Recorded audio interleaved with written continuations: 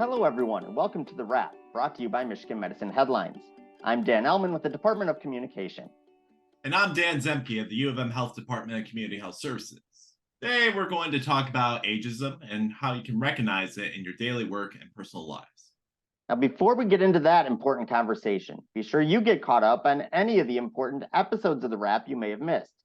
You can find the shows on Stitcher, Google Play, iTunes, or on the other podcast hosting platform.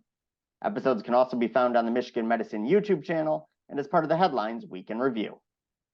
On that note, let's bring in Janet Hunko and Yvonne Cudney and Ashton Applewhite. Janet and Yvonne work here at Michigan Medicine for Housing Bureau for Seniors, while Ashton is an author and anti-ageism activist. Can the three of you introduce yourselves and what you do in your daily work? Sure. My name's Janet Hunko, and my working title at the Housing Bureau for Seniors is director.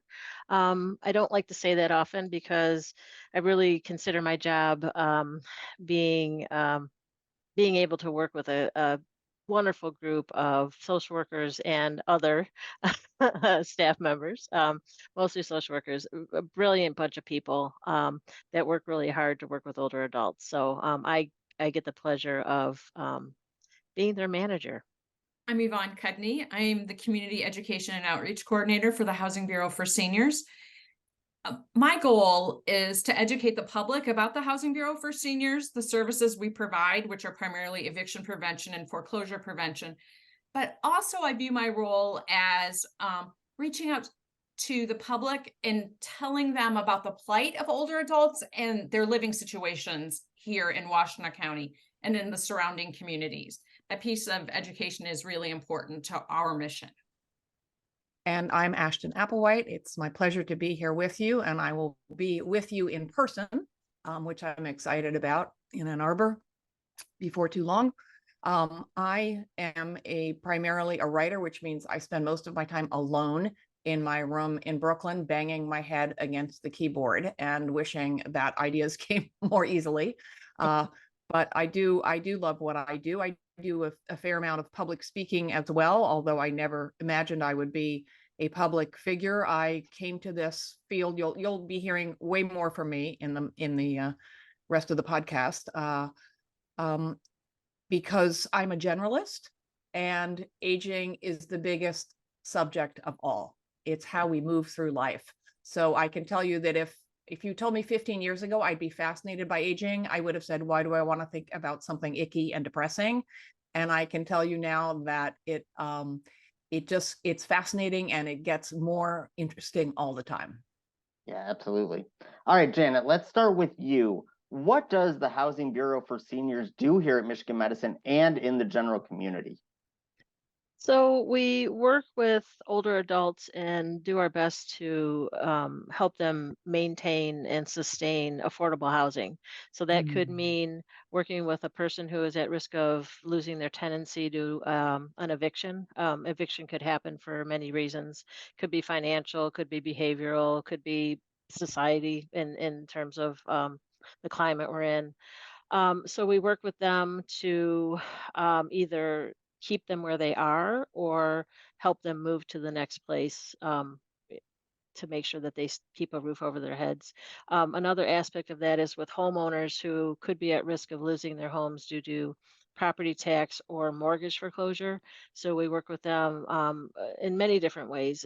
Much of it's preventative to helping them get their property taxes reduced to getting them extended. We have emergency loan funds that we could administer if someone needs it to make sure they stay in their homes. And then in addition to that, we do housing counseling where we help a person make an informed decision for the next move in their life. So it could mean, are they ready for an assisted living? Do they need independent housing? What makes sense for them? Maybe they want to stay in their own home, and what would make sense for them based on what they're able to do and their capabilities and financial situation. Awesome. Yvonne, can you give us some insight into Senior Living Week, which is coming up in late September? I'm really excited about it.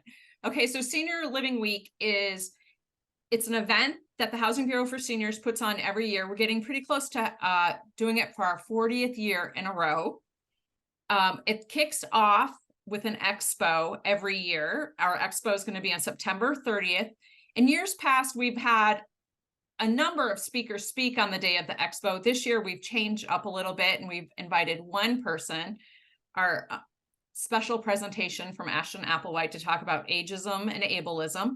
And then that's going to be, so that day is full of, we're going to have about 50 different vendors speaking about or presenting their services about aging, healthy aging in the community, in senior living communities, tools that can be used to assist older adults.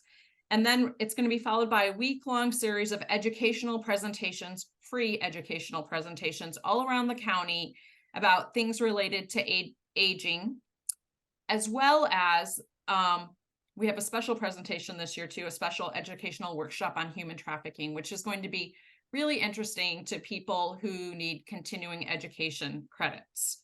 So we're very excited about Senior Living Week this year. And everything is free, the expo and the educational presentations. That sounds amazing. And of course, you've segued perfectly into bringing Ashton into this conversation. Now, Ashton, I have a question for you that you may have already actually touched on a little bit in your introduction. And one of the things you mentioned was, you know, we all get older, right? As we go through life, everybody ages. And, you know, so it sort of touched an interesting point for me, because so I use a manual wheelchair. I don't know if you can, if you know that or not, but we always say with the disability community that the disability community is a community anyone can join at any time, right? Like something might happen and all of a sudden you have a disability. With ages, you know, with the older adults, everyone will join that community at some point, whether you want to or not. It's going to be something that comes about. Can you talk sort of about your journey toward becoming sort of an anti-ageism advocate and your passion for the work and the writing that you do? Yeah, you know, it happened very much the way you describe it. I looked in the mirror. I was in my mid-50s at the time. It was 15 years ago-ish. And I was like, you know, oh, this getting older thing is actually happening to me. And I think, you know, I think it's hard to imagine getting older. We age slowly. So I don't think that's bias. I think the reluctance you mentioned, like, even if you don't want to, there is a prevailing narrative in this country that aging is a negative experience. And yet no one wants to be any older. Never noticed that, you know. And I would try out the old saw, it beats the alternative, until I realized at one point, one of the zillions of things I don't say anymore is that what that really means is the only thing worse than being old is being dead. But I started, anyway, back to me, I realized like, oh, it's happening to me. Imagine that. And we all have to get over that hump, right? And I started being a nerdy person. I'm not an academic, but I started researching longevity and interviewing older people over 80, and realized in a matter of months, if not weeks, how off base my ideas about aging were. They were too negative, or they weren't nuanced enough.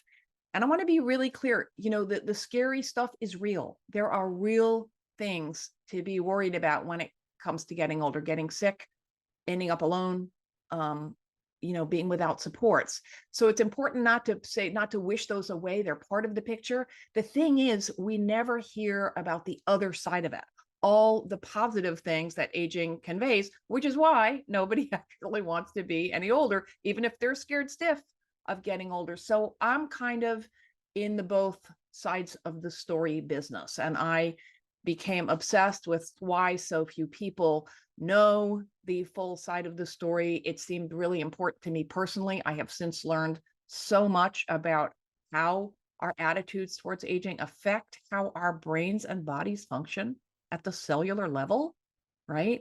And not to mention the political and social and economic context. And, you know, everywhere in the world, people are living longer. And it just seems really, really important, especially in view of that we rethink how we think and act about getting older. Thanks, Ashton. So the Global Report on Ageism published the shocking statistic that at least 1 in 2 people hold ageist attitudes towards older adults. Like, how does this happen? Like, what does it even look like? Well, I would put that statistic at 2 out of 2, because two out of 2 adults, because we are all biased.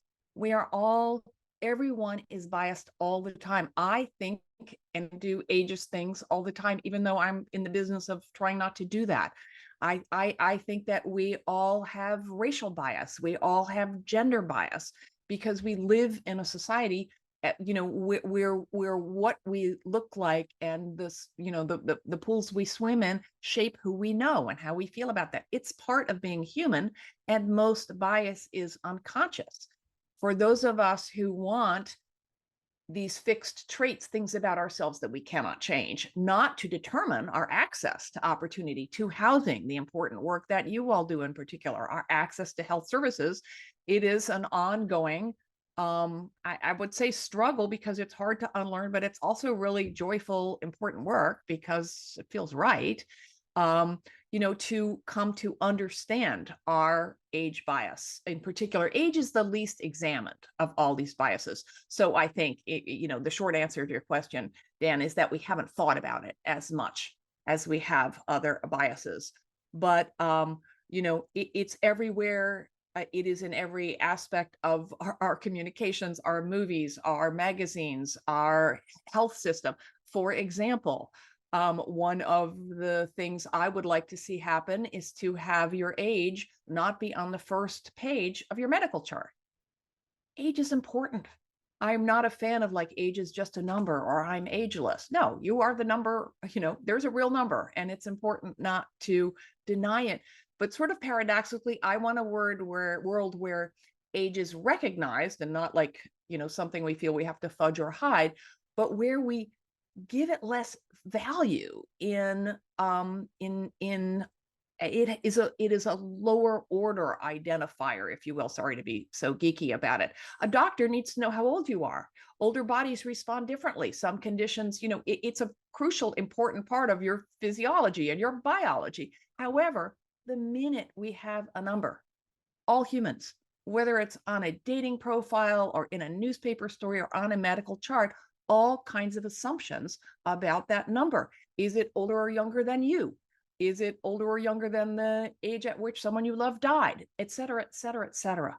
So we all have these ideas. It's nothing to be ashamed of, but we can't confront bias unless we're aware of it. So the very first and most important task in undoing any kind of bias is becoming aware of our own attitudes, in this case, towards age and aging. And, it's daunting because it's a big job, but all the work we've done around, learning to be less prejudiced about queer people, about people, who don't share our ethnicity, all that work paves the way for understanding. We're not starting from scratch when it comes to understanding this sort of late to the party form of bias, if you will. We can build on everything we know and have learned. So I've been reading your book recently, and Mwah. This Chair Rocks, a manifesto against ageism. It's a great book, and I think I'm relatively well educated, fairly progressive. I think I know, I'm aware of my isms, but it's really had me examining on a much deeper level. And you've touched on a couple of things that I've been thinking about. Yesterday, I was sitting out on my neighbor's front porch. He's 78, full of energy, has helped me fix so many things around my house, like put in insulation and put in some flooring, all kinds of things. I wish you lived next door to me. Right. Right. And he was trying to set himself up on the Michigan Medicine Portal yesterday and was having difficulties. Like, I'm going to have to call them. And, I'm hard of hearing. And when I call them and I tell them my age, they're going to assume it's because I'm 78. And I was like, yeah, exactly. Yeah. That's what happens when we start looking at numbers. And one of the most pernicious stereotypes about older people is that we are technically incompetent. And, the more experience you have with something, whether it's, fixing insulation or a carburetor or, filling out web forms, the better we get at it. But let's look at the design of those forms. They are often, when the pandemic was in full force and it became possible to register to get a vaccine, my partner, who is 6 years older than I am, so he's 77, he's like a wizard. And he had us registered for 17 sites in 5 minutes, thank God. But it is true that many older people do not feel as comfortable. But honestly, as with so much of this, it is more about class than age.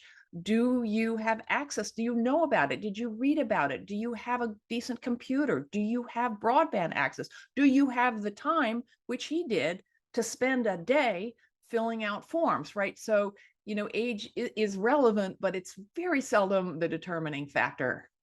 Yeah, it's a characteristic, but not the defining characteristic, right? Yeah, and he's right to be apprehensive. We do. And again, no judgment. We are all, and we live, you asked, Dan, why is it this way? Because we live in a culture that barrages us with negative messages about age and aging from childhood on. We live in a culture that barrages Black kids with messages, or, with the absence of positive messages, and, not a lot of good examples. It's the same reason that women in countries with strong gender bias perform less well on math and science tests. It's not because women are less equipped. It's because subconsciously they don't think they're going to do as well, because that's what the culture tells us morning, noon, and night.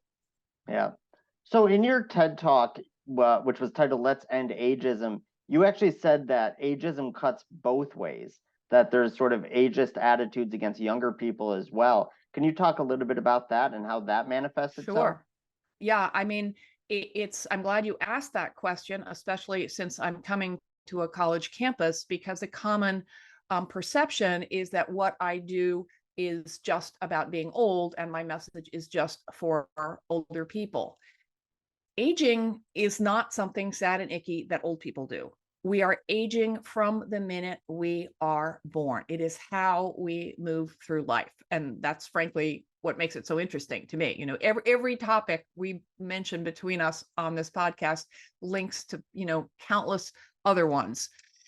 And we are being ageist. It's sort of a definition in effect. Anytime we make an assumption about a person or a group of people based on how old we think they are.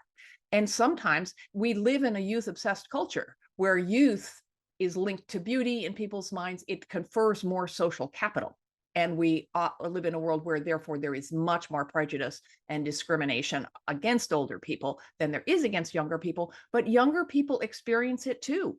In a job hunt, in the presumption, what did you know at your age? I mean, I remember this was a while ago, but I had to spend the night in the hospital, and they weren't quite sure what was wrong with me. And I looked up at one point, and there was this phalanx of doctors around me, and everyone looked 12.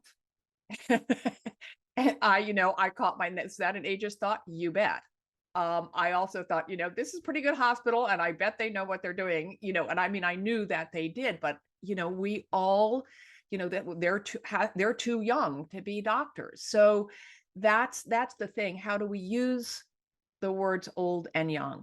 Do they confer value is a sort of interesting litmus test here. And younger people experience a lot of it. And it's not, when older people think, what could that young person know, or that young person can't know what I'm experiencing. It could be true of anyone who isn't like us in some way. And the best thing to do is, shut up and listen, perhaps ask some questions and find out what they're actually like, what they're actually interested in, whether you have something in common. You may or may not, right? You may like them, you may hate them, but it's not going to be because of how old they are. Ashton, in your book, you talk about intersectionality, a term coined by Kimberly Crenshaw. That ageism is a perfect target for compound advocacy, as everyone experiences it. You talk a bit more about ageism's intersection with other isms, and specifically ableism. Sure. Yeah. Let me just quickly define ableism. Ages to ageism as ability/disability is to ableism. It is prejudice and stereotypes and stigma around cognitive and physical function. That's a very big question. I talk a lot about that, especially in the wake of the COVID pandemic, because of the early messaging that it was only going to kill old people and sick people, and sick is a proxy for disability.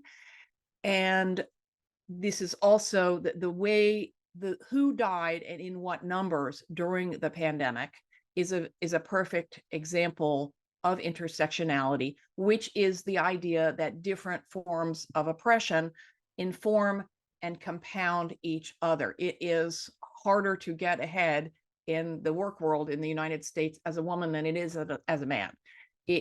Barriers are higher if you are a woman of color, and higher still if you have a disability, and so on. So it's these intersections of all these different identities that inform our place in the world and our easy or not so easy access to voice and visibility. It is utterly understandable that most deaths of COVID were of old people, because our immune systems function less well as we age. So that was always going to be the case. That is a function of biology. It is also the case that Black and brown people and people, without means, with less money, socioeconomic status, died in numbers that were far greater than their proportion of the population, and that were not related to age. I mean, more older people in those communities died, but it does not explain the overall death toll, which reflects bias, not biology. The fact that people with less resources couldn't afford to stay home, couldn't afford to shelter in place.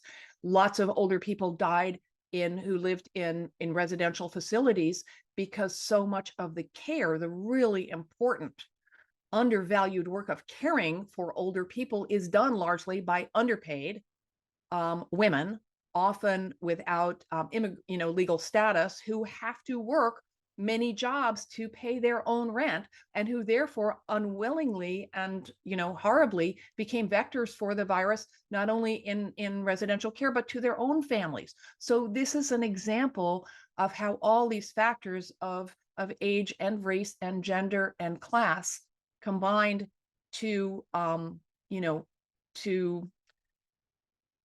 grossly increase a terrible tragedy. And you see it, I'm sure, all these intersections in your own work, trying to find people with housing.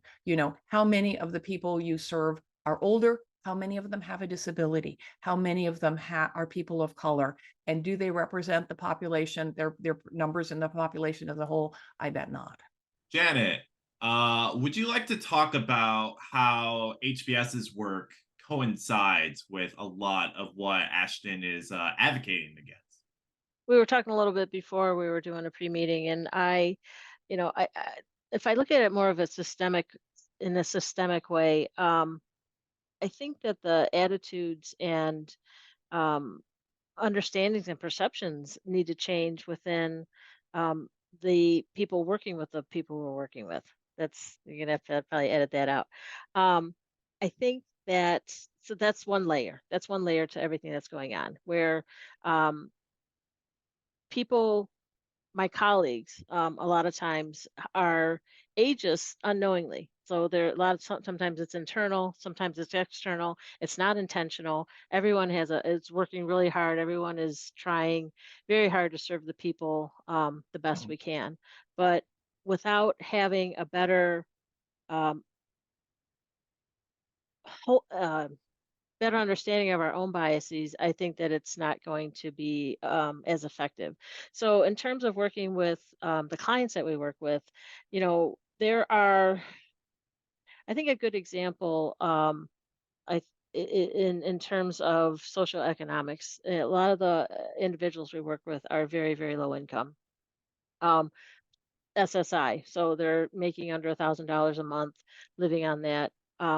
So helping them find a place to go, and if somebody is living in a sustainable situation and then a landlord comes up and decides that they want to make more money on a property, they can they can be displaced. It's probably a little bit more complicated than that, but it happens. It's been happening all along. So it is, we're seeing that connection there. Actually, let me weigh in for a sec, Yes, please. if you don't mind. So the thing that we know, we have a good idea about is that a disproportionate number of our clients, I always say clients, not patients, but we are a healthcare system. So a disproportionate number of our patients are from the 48197 and 48198 zip codes, which is Ypsilanti, where there's a higher percentage of a Black and Brown population than elsewhere in Washtenaw County. So our numbers reflect a lot of people from Ypsilanti and less of the higher income people. So I think that's where we're seeing that intersectionality. There are many more people in this area, Black and Brown people, who are being affected by the housing crisis in general. And of course, they're all older adults because all of our clients are 55 plus, right? So I think that's some of what Ashton is talking about. So I know you guys all want to ask a question, but I really have to say this because it just made me so happy, right? Like, it doesn't have to be the final question, and it isn't so much about statistics, but there's this thing, Ashton, in your book where you talk about people often say, I wish I were young again, right? And what they really want to do is they want to take their present day consciousness back to when they had a younger body. No can do. Exactly. Like I say, do you wish you were younger? And their faces light up. And then they do exactly that. Wait, I don't want to wipe the board clean. And, we know our years are what make us us. What people are really afraid of, legitimately, is the specter of cognitive decline, which is not inevitable, and the reality of physical decline to some degree in highly variable ways, which is inevitable. And those are legit fears. But I interrupted you. Yeah. Well, then the piece I wanted to say is that now, like, sure, you'd like to have your 18-year-old cartilage back. It would be nice, but you dance more now because you're less self-conscious and because you prioritize better. And it's that celebration of life, right? Yeah. Experiences lived and life. Yeah, it's true. And now I can dance thanks to a complete shoulder replacement. And this guy, I can put my hands over my head again, which I couldn't for a long time.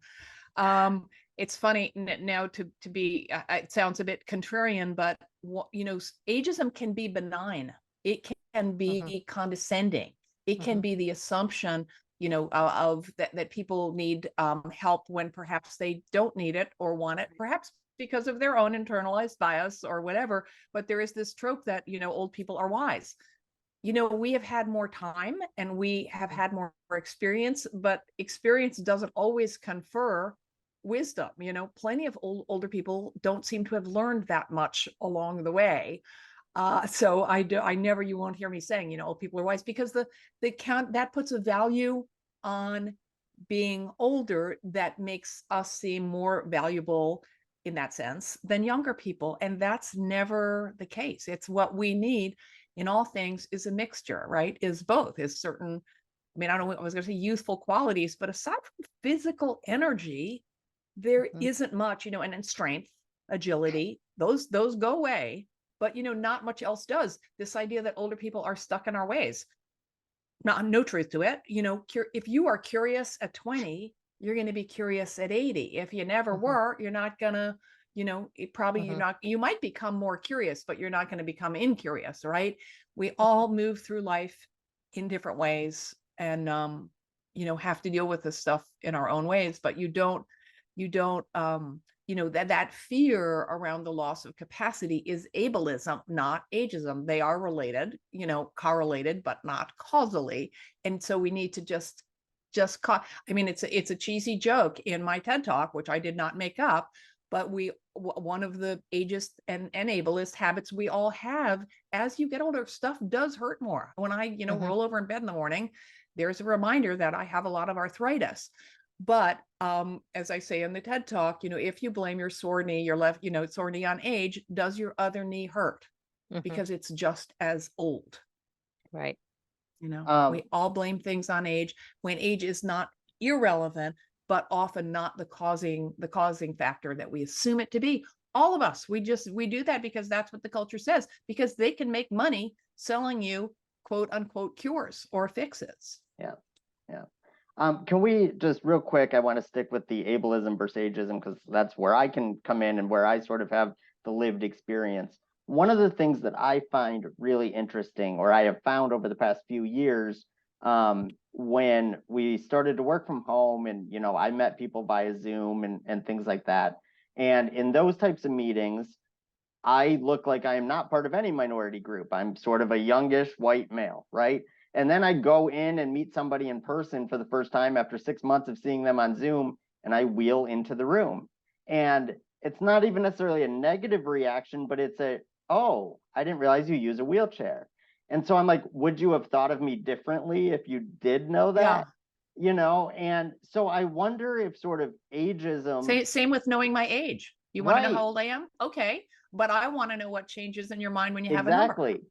Yeah. So I sort of was wondering, does ageism or other isms sort of show itself more in certain situations, right? Where maybe on the phone, ageism may not be as prevalent as if you're seeing somebody in person and can more easily sort of realize how old they are. Do they sort of show themselves differently in certain situations? Of course, and I'm sure you have way more lived experience of this in terms of having a, physical disability than I do. Although for the record, I'm hard of hearing also, deaf in one ear. So it's real I just read an anecdote. I get a newsletter weekly, the Anti-Racist Daily, I think it's called, which is terrific. And the woman who writes it is a person of color. And she says, jokes that have racial references are not funny and they're not okay. And she was saying that to a white friend who made a joke that referenced or something he thought was funny in a room, and she said not so funny. And by chance, she was with him a week later in a room where he, as a white person, was in the minority, and she said, "Why don't you try that line out now?" And he was in that moment he realized, of course, he was defending it in a room full of people who looked like him, but it suddenly seemed not okay when he was in a minority. And I think you can transpose that, if you're the only straight person in a room full of queer people, or vice versa. So we do, and certainly very much about whiteness. I mean, because we white people, and everyone on the Zoom right now is white, we grow up surrounded by whiteness. It's the default. We don't say my white friend came over, we say my black friend came over. Well, what's that about? Right? So, but that was one of the millions of habits I'm learning to break. When we are surrounded by this stuff, it's hard to see it. And that's why unlearning is so important. But I'm curious, I'd love to hear more about your experience of showing. I mean, I remember I have a friend who uses a wheelchair, and I had a line in the book about a dance floor being filled with wheelchairs, and she said wheelchair users, and it was like one of the million, smack my head moments of how could I ever have thought that saying wheelchairs was okay? Well, I didn't know any better. Right, because it dehumanizes, right? You become the tool that you use for independence. And I think that's one of the biggest things when it comes to language too. Like how often you read things where it's confined to a wheelchair or wheelchair bound. And it's like the wheelchair is what gives me independence. It's the exact opposite of pinning me down, right? And restricting what I can do. It's letting me do everything that everyone else is doing. And I think we have so much to learn from the disability justice movement, where people identify proudly and overtly as disabled rather than having it be something to conceal or overcome. And I'm very excited about the potential of forming coalitions with people in that world, because we who are aging into disability, which is very different from being born with it or becoming suddenly disabled because of an accident. And we need to acknowledge and respect those differences, but think what we could learn about adapting and about identifying with that disability as a important and non-stigmatized piece of your identity. And, younger people with disabilities could learn a thing or two from us. Oh, absolutely. And I think also like making the physical world more accessible isn't just for people with disabilities, it's for older adults too. If you build a ramp, it's going to be easier for everyone to go in, or Premise for of the younger universal people, design. right? Like mother or, parents with kids who use strollers, things like that. Like it just makes it accessible to everyone. It has nothing to do necessarily with somebody who uses a wheelchair. Yeah, that's the premise of universal design. And an interesting corollary is the curb cut effect. I don't know if you've heard about that, but when the Americans with Disability Act mandated that all curbs had to have a slanty part, and of course they started being used by people pushing strollers and carts and all the things. Once they became ubiquitous, they lost their association with disability and the stigma that comes along with that. Now, we need to attack that stigma, of course. We need to provoke deep, deep culture change around those things. But in the meanwhile, having all these things be just a fixture of our built environment and our thought process sets us on the path to normalizing and destigmatizing them. I love this. But finally, you'll be joining us in person at our Senior Living Week Expo on September 30th. What will your special address be about, Ashton? All these things, and I hope you all will show up, and there's going to be a Q&A. So ask me questions, because everyone's experience is different. One of the best pieces of advice I got when I was writing my book was don't use the word should. We each need to move through this in our own way, at our own speed. And I have, put my foot in my mouth many, many times around that, especially around women and appearance, where there's so much pressure to, dye your hair and not, either have cosmetic surgery or not. And you know what? Zero judgment around any of that. But it's one thing I know from my own experience, feel so strongly, is that it is always better to look at the thing we fear. I mean, I think of when I was a little girl and I would leap onto my bed from as far away as possible so the monster under the bed didn't grab my ankles. There are monsters, there are real losses that accompany aging, and we need to look at them. But there are also, of course, all these gains and ways in which aging enriches us. And by looking, that in itself just diminishes the fears and makes us more able to put them in context. And the benefits of that for our personal emotional well-being, it's not healthy to go through life dreading your future.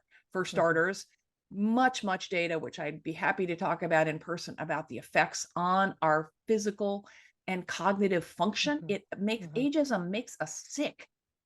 I'll just leave you with one data point on that.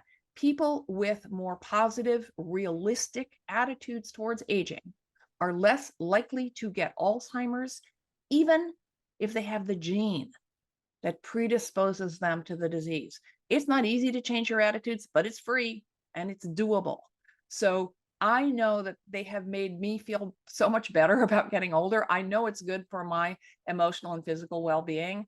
And so I know it's good for people to hear what I have to say, although that's a little bit self-serving, but thanks for inviting me. Love it. Thank you so much, Ashton and Janet and Yvonne, for joining us. I mean, this has been an incredible, wide-ranging conversation, and I really appreciate it from all of you. If you want to learn more about Senior Living Week, which is coming up, as we mentioned, in late September, you can learn about it at mmheadlines.org. That's mmheadlines.org. All right, it's time for the lightning round, when we ask one of our guests 4 quick-fire questions. Janet, you lost in the Connect 4 tournament earlier, so you'll be in the hot seat. Are you ready to go? Sure. I don't answer anything quickly, but go ahead. All right, we've talked a lot today about senior living and growing older, so let's stick with that theme. In your dream scenario, where would you like to retire? On my property up North Michigan that we're gonna start building in a couple of years. So that's the dream today. Might change tomorrow. Strong answer. So fall is just around the corner too. What's your favorite fall activity to do around Michigan? Oh my goodness. There's a theme here. I like to look at the colors. And on our property we have a bunch of maple trees, and they're the bright orange and red, and like to sit by a fire and watch the colors.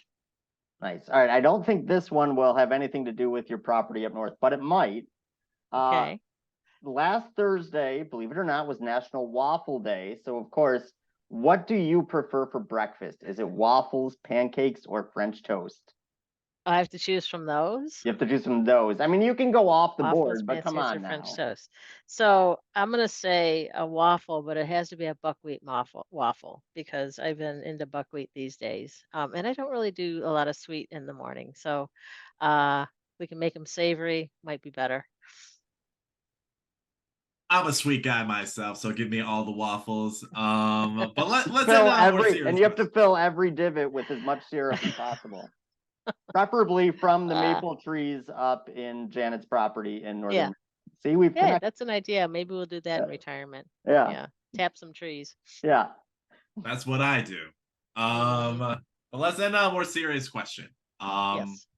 Who would you say has been the biggest influence on you during your career? Who would I say is oh, this is going to be very awkward. But I'm going to say Ashton. And one of the reasons, and this isn't planned. This isn't blow sunshine anywhere. I didn't give her any money. She didn't give me any money. Yes, There's no endorsements here. But seriously, I was turned on to This Chair Rocks, a manifesto against ageism, a few years ago from a colleague, and love the book. And I actually use it in the classes I teach at Eastern. I learned a lot from it because It's fun to read. it's fun to read, and it's easy. It's an easy read. I'm not a huge reader. But I learned a that's lot where the money about endorsement comes in now. that's right. That's right. I learned a lot about my attitudes, and I think we touched on it at some point today where I every day, I mean, I teach this stuff, and every day I'm using elder speak, which is something we haven't brought up today. But it's, attitudes against aging.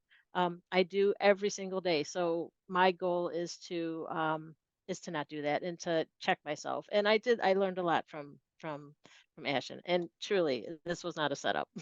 I did not know the question was going to be asked, Ashton. Thank you so much, Janet. I appreciate it. Well, that's fantastic. Thank you so much, Janet, for being a great sport with those questions, and for Ashton and Yvonne for also joining us today. Once again, if you want to learn more about Senior Living Week and how you can attend, go to mmheadlines.org. That's mmheadlines.org. We want to again thank Janet, Yvonne, and Ashton for joining us recently to talk about ageism and Senior Living Week. As Dan mentioned, you can find more info on Senior Living Week at mmheadlines.org, along with other important stories from this week. For instance, there was a rundown of this year's flu vaccination policy, and U of M Health West shared news of its 100th open heart surgery of the year, far outpacing their stated goal. Find all that and more at mmheadlines.org. All right, Dan. So we asked Janet where she would like to retire because of Senior Living Week, of course. So how about you? I know that you're nearing retirement age. Where do you want to settle down? At the ripe age of 34, looking retirement straight in the face. You don't look a day over 37. Oh, thank you. I Just really saying. appreciate that. I look older than I actually am. Well, we're just gonna throw out some places. One of my favorite places on the earth would have to be Melbourne, Australia, which I spent a few months after I graduated from undergrad there. And I hung out with some friends there for a few months, and I got to I watched a lot of Australian football there, and I have become a big Collingwood Magpies fan ever since. And if I have to retire someplace, like, hey, I wouldn't mind going on over there. Why not? That sounds like a fun time. Nice. Yeah. How about you, sir? Where would you like to retire? Some people are looking at Siberia, I hear. Yeah, I've thought about it. That's definitely near the top of my list, but not at the top of my list. I would not want to do Australia just because of the spiders that they have down there. I am going to avoid that. at all Thanks. costs.